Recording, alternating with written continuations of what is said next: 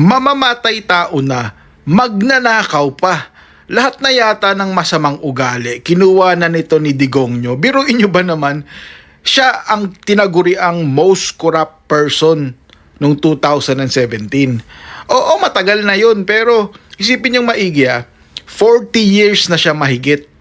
Sila na nasa kapangyarihan dyan sa Davao, umunlad ba? Ang daming ang krimen ngayon. Nagkalat ang droga. Ang ginawa nila dun sa baluarte nila, ginahasa lang nila. Nagpakasasa sa pera ng taong bayan.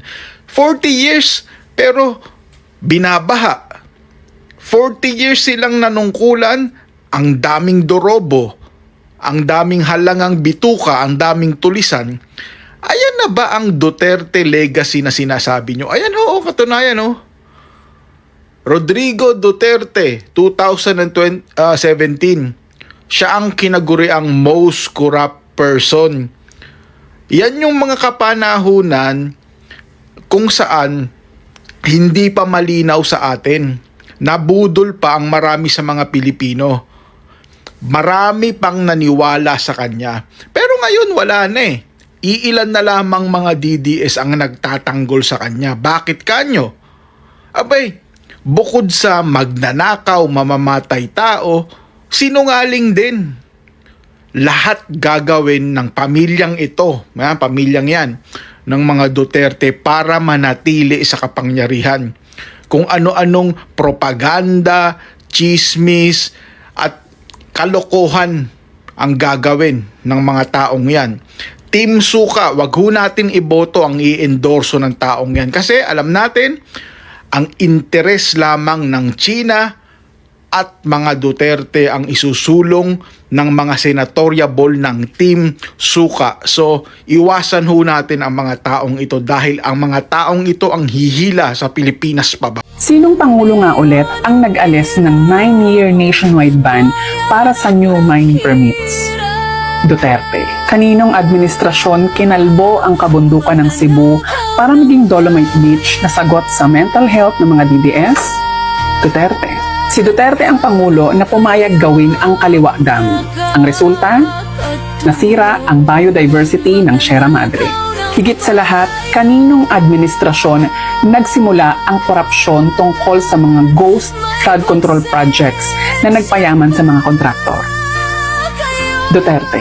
Lahat ng katawalian ng Administrasyong Duterte tungkol sa mga infrastructure projects, ngayon pa lang yan pina-fact-check ng mga bagyo. So please, huwag na kayong tumahol ng resiliency dahil ang kailangan ng mga Pilipino ay accountability. Huwag tayong masanay sa baha. Dapat mas masanay tayo kung paano bumoto ng tama.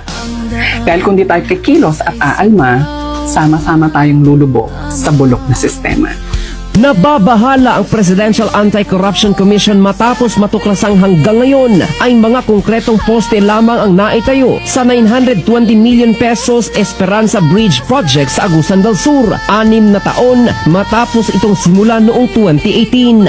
Sa isinagawang inspeksyon ni PACC Chairman Dr. Luis Ceniza kasama ang mga engineer at kinatawan ng DPWH Region 13, nakita na walang tulay, deck o access road sa lugar, kundi mga nakatiwangwang na haligi sa putikan. Batay sa datos ng PACC, umabot na sa 920 million pesos ang nagastos ng DPWH habang tinatayang lalampas pa sa 2 billion pesos ang kabuuang halaga ng proyekto. Gayunman, nananatiling halos walang pisikal na progreso sa kabila ng 8 magkakahiwalay na kontratang inilaan mula taong 2018 hanggang 2025. Itinuturing ng PACC na malinaw itong sinyales ng pag-aaksaya ng pondo ng bayan at kakulangan ng maayos na pamamahala. Ayon sa mga ekspertong kasama ng PACC, labis na over-designed ang proyekto at hindi akma sa klase ng kalsadang tinutulungan ito. Sa halip ng mamahaling viaduct-type bridge, mas praktikal umano ang paggawa ng dike o embankment bago ang mismong tulay sa Agusan River na maaari sanang magpababa ng gastos sa humigit kumulang 300 million pesos lamang. Iminumungkahi ngayon ng PACC PACC ang komprehensibong technical at financial audit at pagsasagawa ng independent structural review ng UP National Engineering Center upang matukoy kung makatwiran ang disenyo. Kasabay nito, nananawagan ang ahensya ng transparency at pananagutan mula sa DPWH at mga kontratista at inirekomenda ang pansamantalang pagsuspende ng proyekto hanggang matapos ang investigasyon.